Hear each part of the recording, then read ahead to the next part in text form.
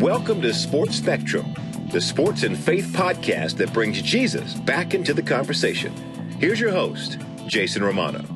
Welcome, everyone, to the Sports Spectrum podcast. I am Jason Romano. Great to have you joining us here on the show today. Our guest today is former Dallas Cowboys wide receiver Jesse Holley. Before we get to our interview with Jesse, I want to tell you about a great deal going on with Sports Spectrum and the Sports Spectrum magazine. Go to sportspectrum.com and subscribe. It's $18 for an entire year, and our quarterly magazine allows you to become a part of the Sports Spectrum family and subscribe to what I think is an awesome tool to hand out to people and to show them the stories on the intersection of sports and faith. It could change a person's life. A magazine, it really could change a person's life. And your chance to subscribe is right now for the best deal you'll find around, $18 for an entire year. 4 issues of the Sports Spectrum magazine. It's our quarterly magazine. We also have a couple other bonus issues thrown in there. So it's really about 6 or 7 issues of the magazine that you get. Certainly a welcome magazine, just inviting you and thanking you, I should say, to come into the Sports Spectrum family. And it's a great looking magazine. Aaron and John, the 2 guys who work on the magazine, do an amazing job of putting this as a top of the line quality magazine.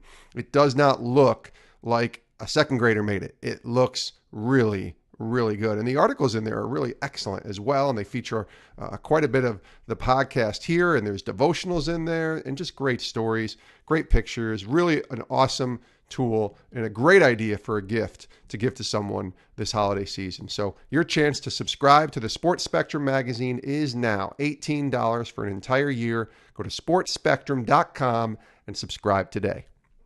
Our guest today on the podcast is Jesse Holley. Now, Jesse's the former Dallas Cowboys wide receiver. Played in Big D from 2009 to 2011. He was a college wide receiver at North Carolina. He also played college basketball with the Tar Heels and actually won a 2005 national championship ring under Roy Williams and that Tar Heels team that won it all back in 2005 on the basketball team. But Jesse became known as a football player, and even though he went undrafted in 2007, he would sign with the Cincinnati Bengals and be a part of their practice squad for a little while there. The next year, he moved to the CFL, where he had a stint with the British Columbia Lions, and then 4th and Long came along. And the 4th and Long show, if you remember, was a Spike TV reality show by Cowboys Hall of Fame wide receiver Michael Irvin back in 2009. And Jesse on this podcast tells the story in an amazing way. He's such a fantastic storyteller, Jesse is, on how he became a part of 4th and Long and then how he won it and how God sort of ordained it all for him to happen. And you'll see what I mean when he tells the story. It's easy to say that God ordained it, but when you hear the details on how it all worked out, it's pretty incredible.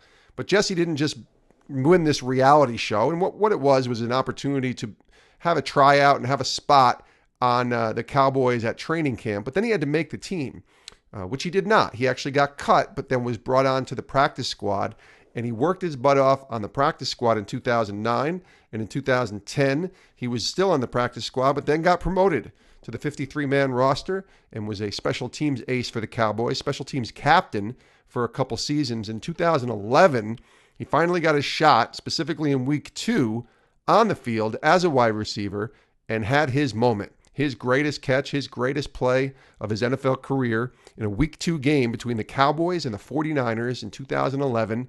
And Tony Romo had fractured ribs and a punctured lung, and the Cowboys beat the 49ers in overtime 27-24, and it was Jesse Holley, yes, this Jesse Holley, who made a 77-yard catch and run reception from Tony Romo to put the Cowboys in position to win the game in overtime on a Dan Bailey field goal, 27-24. That 49ers team, by the way, a very good team, led by Alex Smith, that went all the way to the NFC Championship game before losing to the New York Giants that year. So that was a good team, and Jesse Holley had his moment in that game in San Francisco at Candlestick Park, and he tells the story so wonderfully. This was a fantastic interview. I didn't know what to expect from Jesse. I really wanted to have him on to just talk about his charity, which you'll hear in the very beginning of the interview, Holley's Helping Hands. And yet we went what was supposed to be 20 minutes, about 40 minutes, and heard an amazing journey and an amazing story. A pretty awesome guy, Jesse Holley, the former Dallas Cowboys wide receiver, and he joins us here on the Sports Spectrum podcast.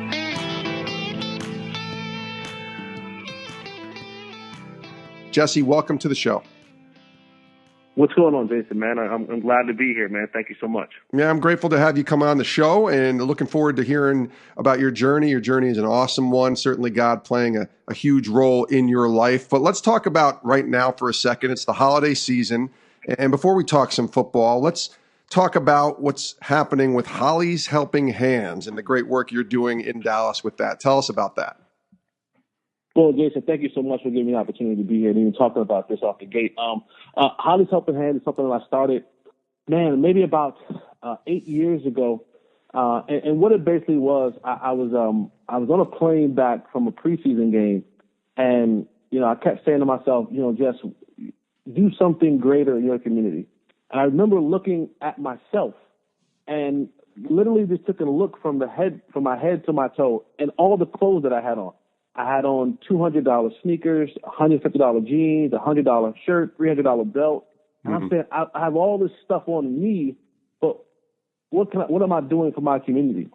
And so that moment I said, all right, let's do more for the community. And so as someone who comes from a very poor background, I grew up in Roselle, New Jersey. I'm the middle of three boys, and we were raised by my grandmother. And my grandmother made less than $40,000 a year.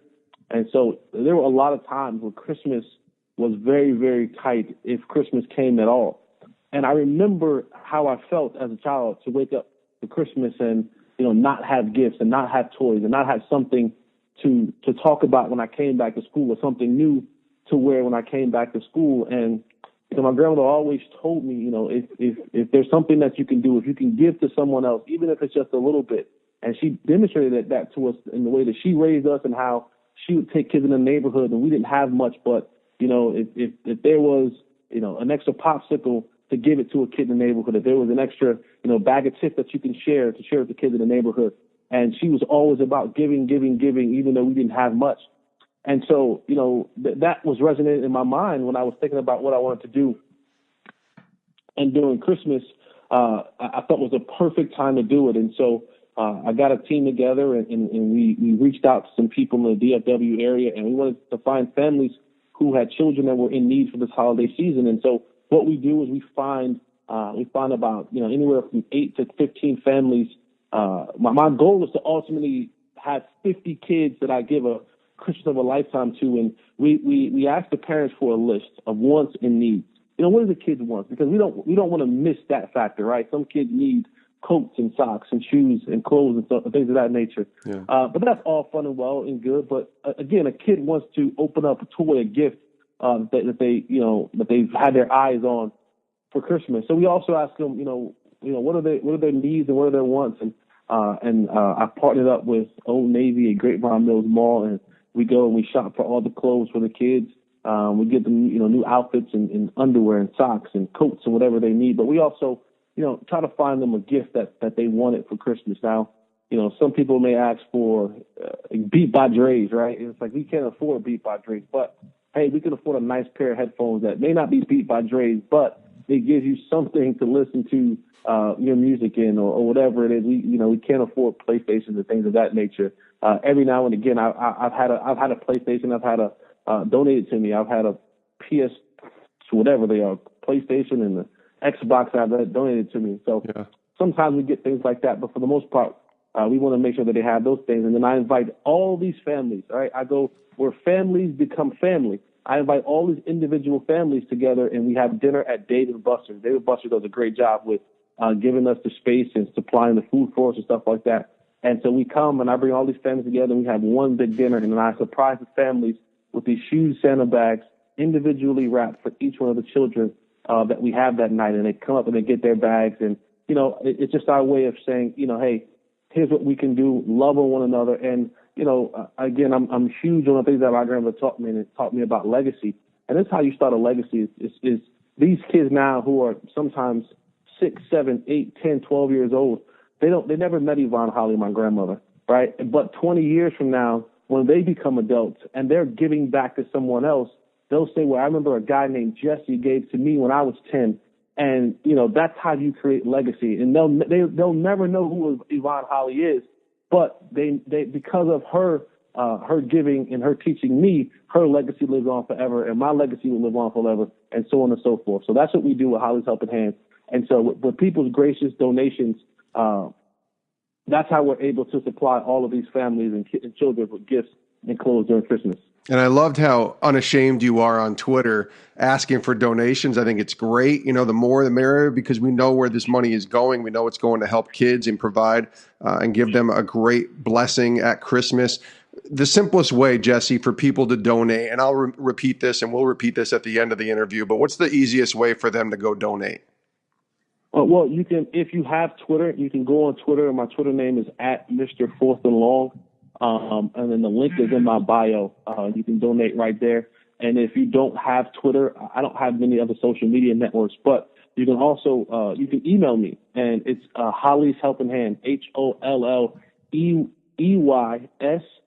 Helping Hands, HELPINGHANDS @gmail.com. So Holley's Helping Hands @gmail.com, or you can hit me up on Twitter @Mr. 4th and Long on Twitter, and I can get the link to you via email, or you can find it on Twitter in my bio and just click it. And every single donation, you don't have to give much. If you gave $5, if you gave $10, if you gave $20, whatever it is, it goes a long way. And that's the one thing that we make sure that we do, is that we try to stretch to each and every dollar. And every dollar that we earn goes to these children. And nothing goes to me, nothing, I'm not keeping any of this. Everything goes to them. I've been blessed richly, being able to play in the National Football League, and now, working for DallasCowboys.com, working for 105thefan.com, all the different platforms that I work from. So we make that stretch as long as we possibly can. And the more we raise, the more families that we're able to help. So that's the great thing about it is, the more money that we raise, the more families that we're able to help, and the more kids are able to open up Christmas Day gifts, and that right there. And I have videos and links on my page, and when you see the smiles on these kids' faces, it's something to remember that I'll never ever forget. And there's so many stories that I've had, and I'll tell two quick stories that I've had. Please. Last year in the DFW area, I don't know if people will remember, but there was a woman who worked at a Dollar General, and she was a cashier at a Dollar General, and some kid came into the Dollar General to rob the Dollar General and killed her. And this woman was a mother of 5 or 6 kids. And, here it is, she's trying to work to make a living to feed her family, to provide for her family, and someone comes in to rob the store and kills her. Well, last year we reached out to that family, and we got those kids Christmas gifts. And it was right before the holiday season. They lost their mom right before, I believe it was Thanksgiving. We were able to give those kids a Christmas. And now I can't take the hurt away, but just imagine that those kids didn't have a Christmas on top of losing their mom right before Christmas, right? And so it's little things like that. Also, I'm an athletic director at a charter school fellowship Christian academy, and we had a volleyball championship game. And I remember walking into the gym, and these 2 young girls run up to me and they go, "Are you Jesse?" And I go, "Yes." And so they go, "You don't remember us?" I say, "No." They goes, "About 4 or 5 years, you helped our grandmother give us Christmas." And here these young girls that I didn't even remember had grown up so much that they remembered being a part of Holley's Helping Hand. So it's stories like that you get a chance to touch these people's lives, and that's what makes it all worth it. Yeah, that's awesome. We're talking to Jesse Holley here on the Sports Spectrum podcast. This is a faith in sports podcast, Jesse. So tell us your testimony. Tell us about what God has done in your life and when you make Christ Lord of your life. Well, I always say that, that Jesus, for me, he's always known how to reach me. And one of the ways that he reached me was in college. Now, I've always believed in God. I didn't always walk the perfect walk. Right. Again, I grew up in New Jersey, and I got in a lot of trouble as a teenager. And when I got into school, I remember it was my sophomore year in college, and I'm sitting in this communications class, And there was this young lady in his class. Her name was Princess Lacewell. Remember her like it was yesterday. And the teacher said that, all right, cool, I'm going to pair you guys up, the whole class, and, you know, we're going to do an interview. We're going to interview each other, and then that'll be one of your big assignments for this communications class. And so that was one of the first nights I went home and seriously and sincerely prayed, because I wanted to talk to this girl, but I didn't know how to say anything to her. She was very, very, very, like, she would come to class, do the classwork, and leave. She never really talked to anybody. It was very stern, and she would leave. So I'm like, Lord, if you really, really love me like you say you love me, man, you will put me and Princess together in this group setting so that I can talk to her and get to know her. And so the next day we come to class, or the day after we come to class, and the teacher, she has like the old school overhead projector, and she puts a piece of paper down, and she's pulling it back, and she's like revealing names of who's going to be in the group. And she gets to my name. She goes, Jesse Holley. And I'm looking at her, I'm like, all right, come on, God. And she pulls it out. She goes, Jesse, you'll be matched up with Princess Lacewell. And on the inside, I was cool. Like, on the outside, I was cool. I was calm, reflective. On the inside, I'm going crazy. Like, yes. I find her, look, I'm like, I point to her. I'm like, all right, cool. And so we do our interview. And after the interview's over, I'm like, hey, what's going on? Like, how can I get to know you a little bit more? Like, how can I get to know you a little bit more? She's like, well, I'm a full-time student, and I work a full-time job. I'm trying to graduate in 3 years. I'm an English major, yada, yada, yada. I don't really have time for all that kind of stuff, but, if you want, you can go to church with me on Sunday. Now, at the time, I'm like, Sunday? I'm like, man, I play football on Saturday, and Sunday's my rest day. Like, I don't, right before we go to school. I'm like, I'm not trying to give up my Sundays and go to church. And she goes, well, I don't know what to tell you. I don't have the time right now. I only have some time, to go out on Sundays after church. So I said, all right, cool. I can spare one Sunday and go out.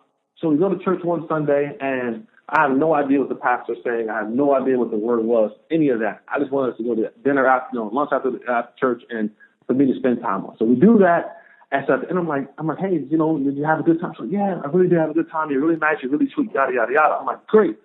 When can we do this again? She goes, well, there's always next Sunday. I'm like, come on, I can't do 2 Sundays in a row. And she's like, well, I told you, like, I'm really trying to graduate in 3 years. Like, and you're a nice guy, but I just don't have all that extra time, and I can't I'm not out partying, doing that kind of stuff. I was just like, I'll call you. So by the time I got home, I said, all right, cool, I'll give her another Sunday because she was really, really cute. So I go the next Sunday, and I sit down, and we're in church, and it felt like someone had written down my entire life, and he was saying it to everybody. Like, the pastor was telling everybody my business, what was going on in my life. And I remember I just started bawling, crying in church, and I'm just crying. And it was at that moment. It was at that moment right there that I knew at that moment. I said, it's time, Jesse, for you to begin to give God more of you. Give God his just due in your life and start truly living a life like you say you want to live.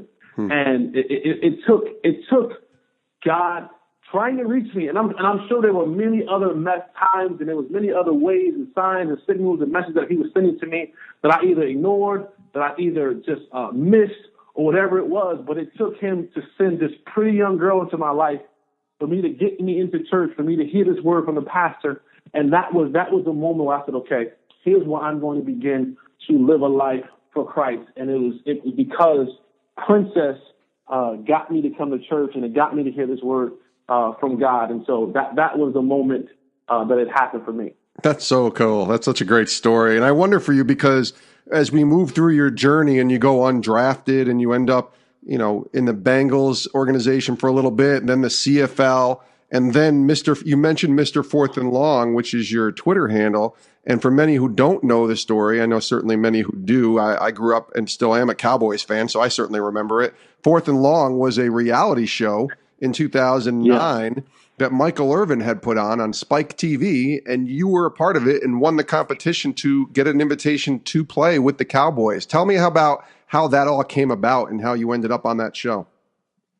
Well, it goes back to the whole faith thing, and it goes back to the whole, just Christ really being just a huge part of my life, because, again, I found Christ and still beginning to walk for God my sophomore year in college. But then, like most people, when you're a Christian, you begin to walk on that path, but sometimes you get off that path and you begin to go wayward and you begin to get worldly. And so when I got to Cincinnati, I assume many young athletes, this happens to them. I get to Cincinnati and here you are, I'm this young kid and I'm ingratiated into this culture of the National Football League. And, it's sometimes tough to kind of bring your faith with you and your religion with you and kind of stand alone and say, hey, I'm not doing this and I'm not doing this and I stand for this and I stand for that. When you're a rookie, especially an undrafted rookie, trying to fit into a locker room, trying to make a football team.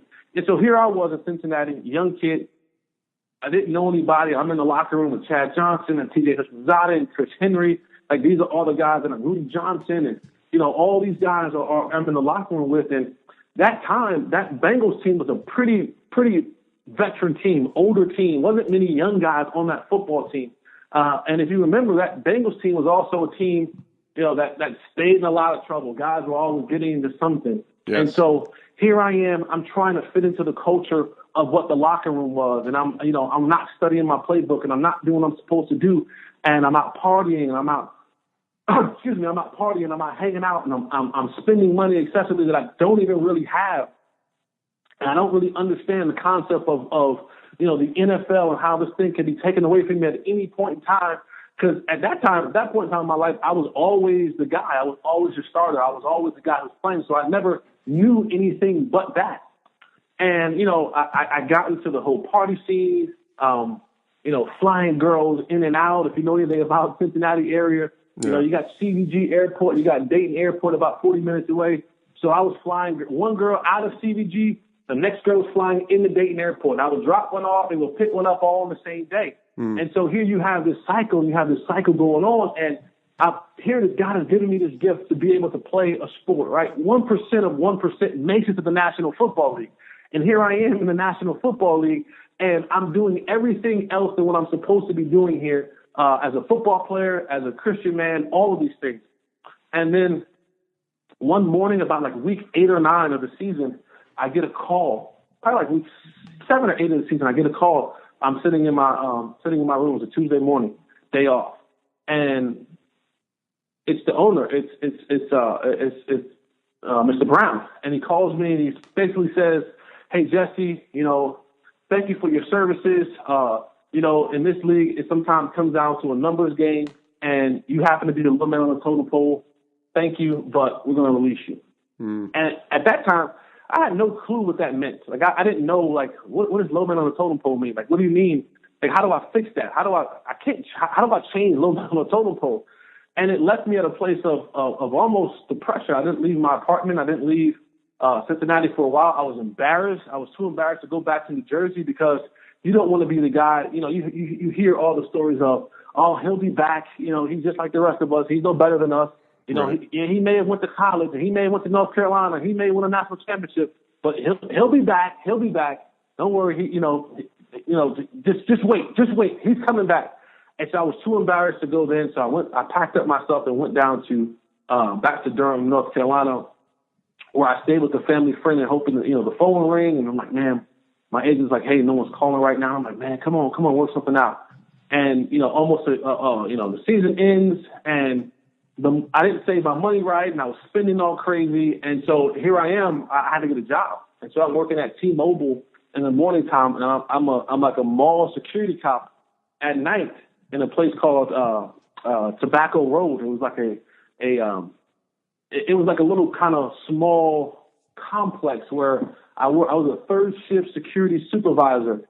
And it was one of the most painful things I've ever had to do in my life because I hated the person that I saw every single night that I had to get up and get dressed and this stupid security uniform with this fake clip-on tie that I had to put on. Yeah. And I had no money. I kind of isolated myself and just was just hoping and praying that I can get back to a point where, I was the 24-year-old guy who was in the league. And so through a bunch of strange events, phone calls and all that kind of stuff, that's how I got to 4th and Long. And what was that experience like to be in a reality show and all of a sudden you're kind of thrust into this different type of fame and different type of public place, even though you had already played, on some big stages, and now you're in essence fighting for your professional football career on a reality show. Well, it was crazy to be on the show, and I'll briefly walk you through how it happened. I got a call one night from a guy named Kevin Best, who was the PR guy at Carolina at the time. I was 2 years removed from school, and he calls me and he goes, "Hey, Jess, this is Kevin Best. I just want to let you know that I gave your number and your information out to a guy at Spike TV. They're doing some kind of reality TV show. I don't know much about it, but I wanted to call you and tell you that I gave them your number." So the people from Spike TV called me. I filled out this online application, and, through a couple of series of phone calls, they wanted me to go to an audition.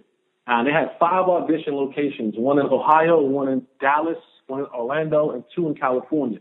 And I remember I told you I was dead broke. I had no money. I was actually driving a car that I had got, but I was so broke I couldn't pay insurance. And one time I got pulled over, and I had no insurance on my car. So the police followed me back to my house and then took the license plate off my car because I had no insurance, and I was driving without insurance. They took my license plate until I got insurance. Well, I stole another license plate off a car in the apartment complex, and I drove back and forth to work with a stolen license plate on my car, because that's the only way I had to transport to get money. Back then, there was no Uber, there was no Lyft back then. You know what I'm saying? Yeah. So I couldn't afford to fly. I couldn't afford to drive. I was too afraid. I'm like, imagine me getting pulled over in the backwoods of Georgia, driving to Orlando with a stolen license plate on my car. That wouldn't have ended well for me. That wouldn't have ended well for me at any point in time. And so I remember getting a call one day from my godmother. She just was checking on me, calling me, saying, "Hey, I haven't heard from you in a while. I was called to check on you." And we had a conversation. At the end of the conversation, she goes, "Hey, do you need to go anywhere?" And I said, "Well, no." I said, "Why?" She goes, "Well, I have a plane ticket that I was going to Alabama to see my dad last year, but, her son Dylan got sick." And she goes, "Well, they called me and said that it's about to expire, and if I don't use it, I'm going to lose it, and I'm not going anywhere in the next couple months. So if you needed to go somewhere, just let me know, and I'll try to transfer it over to your name." So I'm like, wow, I need to get to Orlando for this audition. So she calls me in the morning. She goes, "You got tickets to Orlando. Go ahead and go." So now I go from not having a way to Orlando to the audition to now having a plane ticket. Well, I had to be there for 2 days, and I have nowhere to stay. Well, I remember that I had a family friend who dated my great uncle for years upon years upon years and was my 5th grade teacher. And she had moved to Orlando when I was in college. She would always call me and say, "Hey, come down to Orlando, come hang out, bring your friends, bring your girlfriend, bring whoever you want. I have a place here, more than enough room. I have a pool, yada, yada, yada." And I would always blow her off like, yeah, sure. And I never came. So I called her up and I was like, "Hey, I'm coming to Orlando. Is the invitation still open for me to stay at your house?" She said, "Absolutely. What are you coming for? What do you have to?" And I said, "Well, I'm coming down here for this, and this is where I have to go." She goes, "Are you serious?" I go, "Yeah." She goes, "Really?" I said, "Yes." "Why?" She goes, "Well, this is literally 5 minutes from my house." She goes, "I pass it every morning on my way to work." She goes, "It's a 10 to 12 minute walk if you wanted to walk there." She goes, "But, you can use the car. It's right around the corner from my house. I literally pass this place every single day." Wow. So here it is. I had no way to get there, and then I get a plane ticket to get there, and then I don't know where I'm going to stay. Then I find a place to stay. The place that I'm staying is 5 minutes from the location I had to be. And so you talk about how God works his magic, and how, not his magic, but how God, his providence and his plan works out in your life. It was God was doing things on the back end for me that I had no clue was happening. And I go and I get to be on this show called Fourth and Long with Michael Irvin. And I remember right before I left, I called my older brother and I said, "Listen, bro, I need $1,000. He said, "What?" I need $1,000. I said, "Listen, I don't want to fall too far behind in my bills." I go, "But this will just hold me over for the next 2 months while I'm doing this show. And we'll win some money from this show, and I'll pay you back, and I'll be able to catch back up on my bills." And I said, "Listen, I promise you, I'm going to pay you back." He goes, "How are you going to pay me back?" I said, "I'm not losing." I said, "I'm not going to lose." I said, "I promise you, I'm not losing." And he said, "I believe you." And so he went to his 401k and got some money for himself and got some money for me and gave it to me. And I went on this show, and I was determined not to lose. And people always ask the question, it's getting ready to be this coming May, it'll be 10 years. Yeah. It'll be 10 years since we did this show. And it never fails. People still ask me, "Man, that was a great show. I watched it. Why wasn't there a season 2? And I always smile and I always laugh and I go, "It was never meant to be a season 2. This was God's way of telling me and showing me, like, hey, trust me. I can do this. I can make a way when you think there is no way. I'm the only player in NFL history to ever get into the NFL from a reality TV show. There's no other player like me. There's no other situation like mine.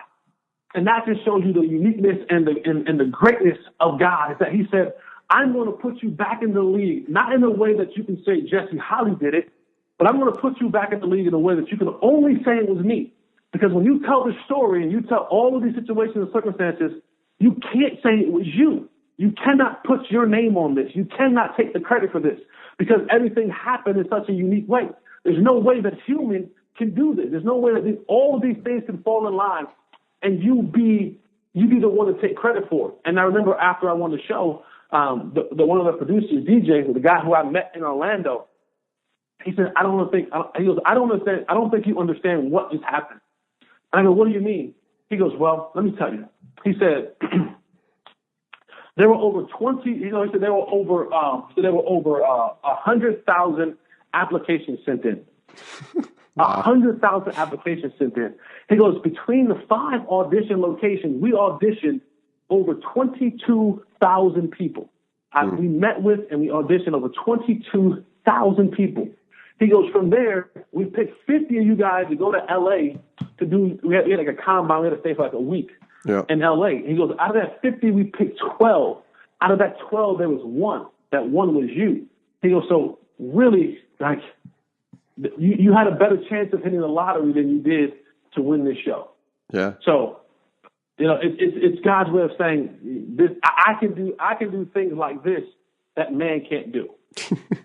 Well, and it's not just 4th and long here. It's like 4th and 99 for your chances of getting this. Exactly. And you got it. And you won it. And then you end up with Dallas. And then you still not guaranteed a spot on the team. And yet you still make the practice squad and you're a part of this team in 09 and 10, same thing. And then you get to the active roster and in 11, which I want to move to as quickly through the sort of the time that you were there. 2011 is when you made your first catch. And I'll never forget watching that game where you make your first NFL catch because I was working at ESPN and we were in a place called the War Room at ESPN. And I watched the games with all of the people that you would have seen who work at ESPN on TV at that time.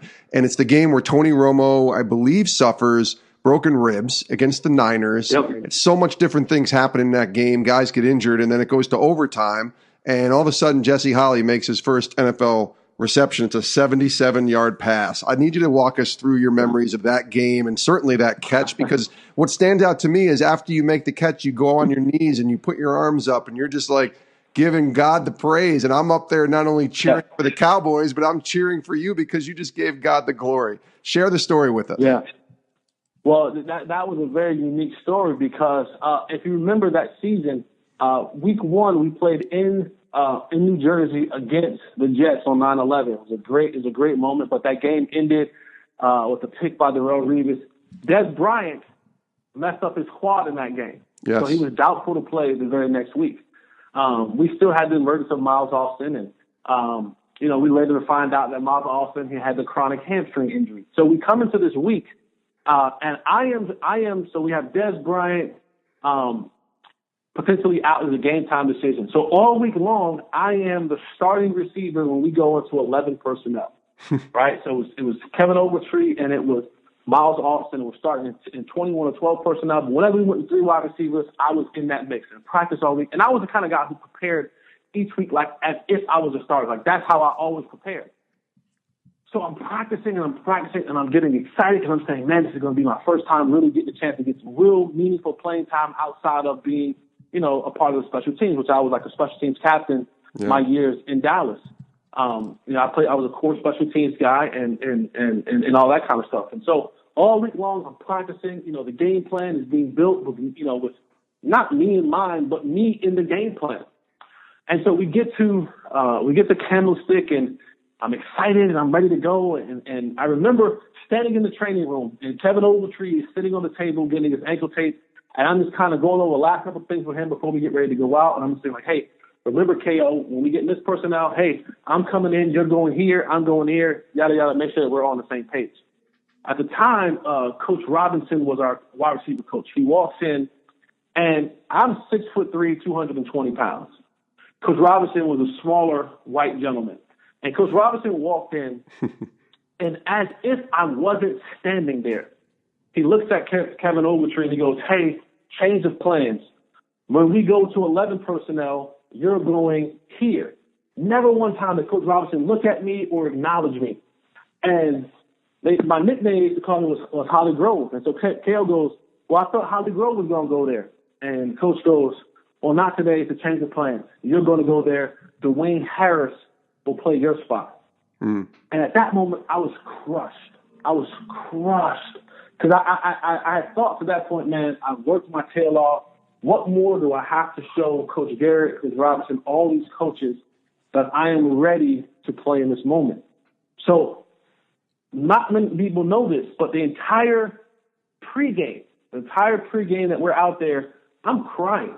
I'm literally crying in tears. Wow. Because I was so upset. I'm like, man, I thought this was my time. I thought this was my moment. And I remember coming back in, John Kitna, one of my great friends, man, great dude, great man of faith. I love John Kitna. John Kitna walks up to me and he goes, man, what's your problem? What's your deal? I'm like, Kit, man, what do I have to do, man, to show to these guys that I'm ready to play? And I'm giving him this whole spiel, and he's looking at me like, he goes, you got a uniform today? I said, yes. He goes, then you have an opportunity to make a change in this game. He goes, you got a uniform. He goes, stop all this crying, stop all this, whatever it is that you're doing, this ain't you. Stop all this and go out here and do whatever it is that you can do to help this team win. If that's on special teams, then darn, that's on special teams. Do whatever it is you got to do. You got a uniform. You're playing today. Be thankful that you're playing today. And I was like, yeah, but Kitty goes, no, but nothing. Be thankful that you're playing today. Use this moment to go out here and do what you're supposed to do. However it happens in the game. So I'm like, all right, cool, whatever. Fix myself together, and I go out there and play. Dwayne's playing the entire game. I'm just doing my special teams. So I figured to myself, you know what? He's right. I'll just have a great day on special teams. And throughout the game, Dwayne is messing up left and right, can't line up right, running the wrong routes, and coach is getting more and more agitated. And so we get to this point in the game where Dwayne goes in, lines up in the wrong spot, something happens, he runs the wrong route, and I'm standing next to Coach Robinson, and it's like the fourth quarter, and I hear Coach Garrett scream, get him the F out of there. Get Dwayne the F out of there. I'm tired of this. And Coach looks at me and he goes, Jesse, go in. Now, people remember the 77-yard catch. Right. That is a memorable play. The thing that people fail to remember is the two plays before the 77-yard catch. When we're moving the chains to try to even get this game into overtime, I had 3 catches that day. One was a 77-yarder, but I had 2 big third down catches to keep the drive alive. And the one, I remember coming back to him, I said, Tony, I said, man, they're playing me off and inside. Don't forget about me out here. He throws me a slant. It was literally at my feet. I pick it up off the top of my shoelaces for a third down to keep the drive alive. I catch another one to keep the drive alive. At this point in time, Miles takes the pass and he comes back into the huddle and he goes, Jess, I'm done. I go, what do you mean you're done? He goes, my hamstring is shot. I can't run. I'm like, Miles, we got to win this football game. Yeah. And it ain't going to be on me. Like, we need you. He goes, I can't run, man. And so we ended up, the next play, we ended up doing a running play to kind of line up Dan Bailey. He makes the field goal. We go into overtime. So now in overtime, Tony Romo has a punctured lung and broken ribs. Des Bryant didn't play. And now Miles Austin is out. So I'm thinking to myself, how are we going to win this football game when 2 of our best receivers are gone and our quarterback is literally half dead? Yeah. Like, how are we going to win this football game? So we go to overtime. They get the ball first. We stopped them on defense, and I remember John Kitna saying to me, hey, you got a uniform. You can impact this game today. Go do what you do. So I say to myself, oh, here we go. We stopped them. I'm going to go block the punt, win this game for us. That's how I make my mark. Well, that didn't happen. We fair catch the ball, right? And then now we're in the huddle. And I'm standing next to Tony. Now, before that, so fair catch the ball. We all go to the sideline. And you see Tony Romo saying something to me. Like, there's this clip of Tony Romo saying something to me. I have no clue what he said to me. I have zero clue what he said to me. Because I keep trying to tell him, I'm ready. I'm ready, Tony. I'm ready. So we get the ball, and I'm standing next to Tony Romo in the huddle. He comes back in, he goes, all right, here we go, fellas. And Jason Garrett calls the play. Jason Garrett called 585 Harvey. And I know this for a fact because I'm standing next to Tony Romo, and I can hear what Jason calls in through the microphone in his helmet. Tony shakes his head, and he goes, all right, here we go, F this. Let's go win this basketball game. Let's go win this football game. And he calls the play, and he calls Z Poker. Now, Z Poker is an all or nothing play for the Z. I was playing the Z. This play is all Z, all Z, all Z, or throw it in the stands, and we'll live to see another day. And he calls the play, and it happens to perfection. And I get down, and I run to the 1 yard line. Now, here's the interesting part of the story. I joke with a lot of people, and I say, this is why you didn't score. I said, well, I wanted to give Dan Bailey a chance of redemption. Because Dan Bailey missed a field goal earlier in that game. That's right. We wouldn't have had to go to overtime if he even made that. I said, I want to give Dan Bailey redemption. But the interesting part of that story is, if I go score a touchdown, Jason, right, game is over. Everybody mobs me. Everybody comes on the field. Everything happens. And it gets all mushed up in that, right? Right. But I get tackled at the 1, which means the game is still going. We still have to run a play, which means everyone has to stay on the sideline.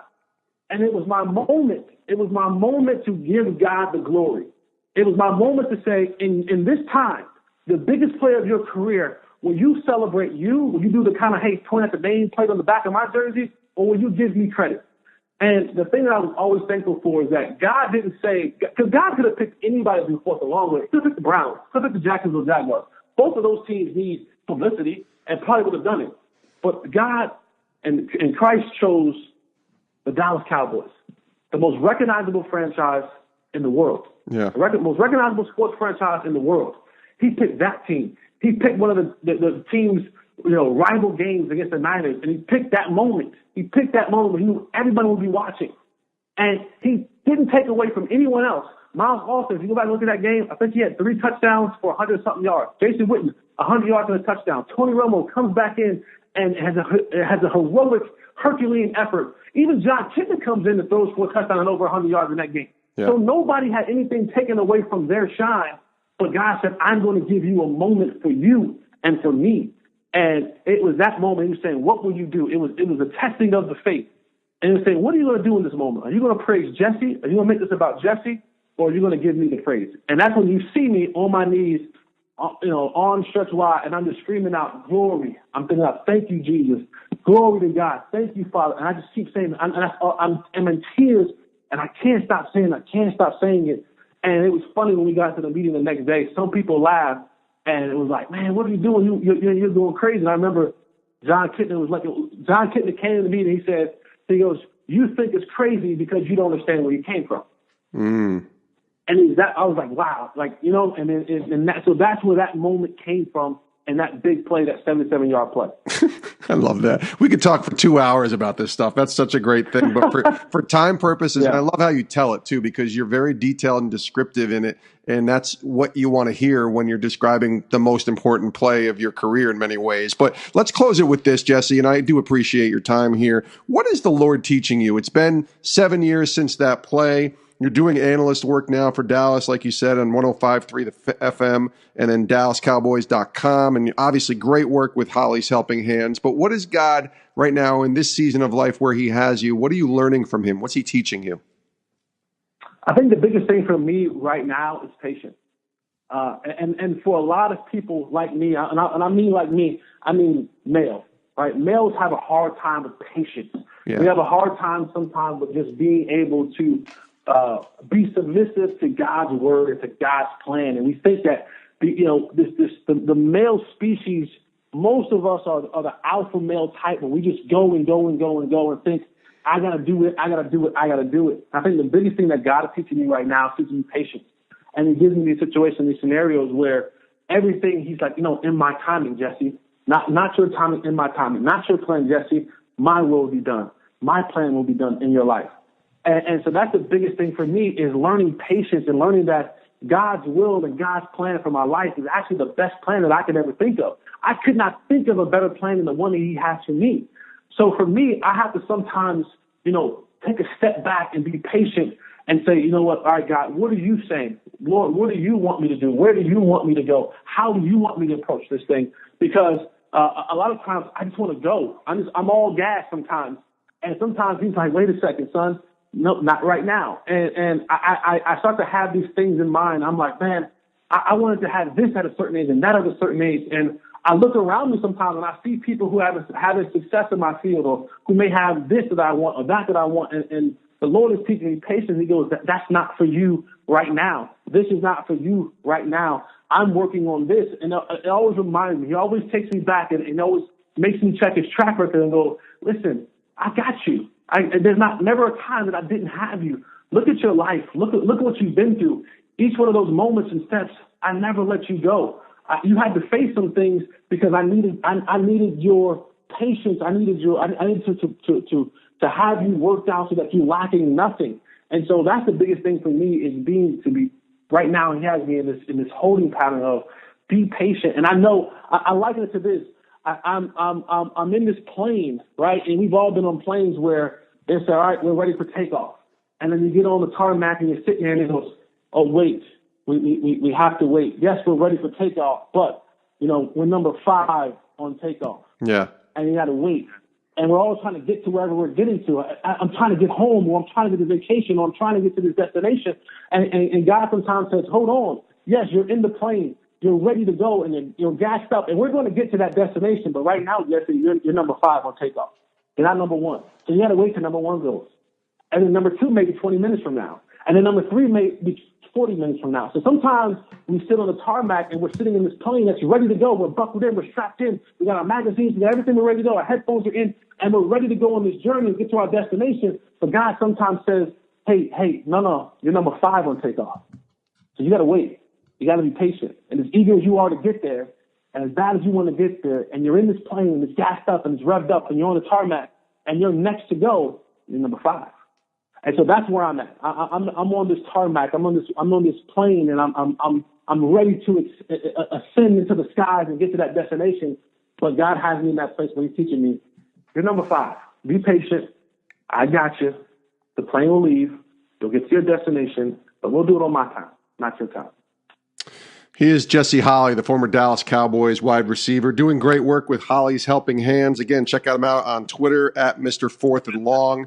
To donate, you can see a link on his Twitter page, or email him hollieshelpinghands@gmail.com. We'll put a link to that in our show notes on our website at sportspectrum.com. Jesse, great stuff, man. I hope to have you back again, and we'll talk some more. And just enjoyed hearing your journey and hearing your story. And happy holidays. Wish you nothing but the best. Have a great Christmas, and we'll talk to you soon.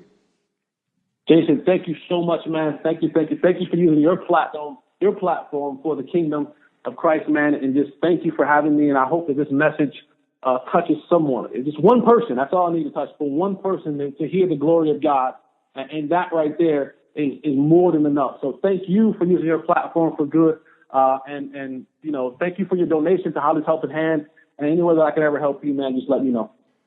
Told you he was good. Wow. Great stuff there from Jesse Holley, former Dallas Cowboys wide receiver, here on the Sports Spectrum podcast. Again, Holly's Helping Hands, your chance to really make a difference and help bring just an opportunity for kids and families who are less fortunate to have a great Christmas. And you can donate right now. All you got to do is go to Twitter and go to Jesse Holley's Twitter page at Mr. 4th and Long, and you can donate to the link that is pinned to Jesse's profile there, or you can email Jesse directly, Holly's Helping Hands, holly'shelpinghands@gmail.com, and you can email him directly. He will email you back, because that's how I got in touch with him. And he sent me the link, and I donated myself, and it was very simple. So hopefully encourage you guys to do that as well. Thanks to Jesse for joining us here on the podcast. Again, follow him on Twitter at Mr. 4th and Long. We thank you for joining us here on the podcast. You can always reach us on Twitter, Instagram, and Facebook at sports_spectrum. You can also follow me at Jason Romano, or email me directly, jason@sportspectrum.com. Thanks for listening, and we'll see you next time right here on the Sports Spectrum podcast. Have a great rest of your day.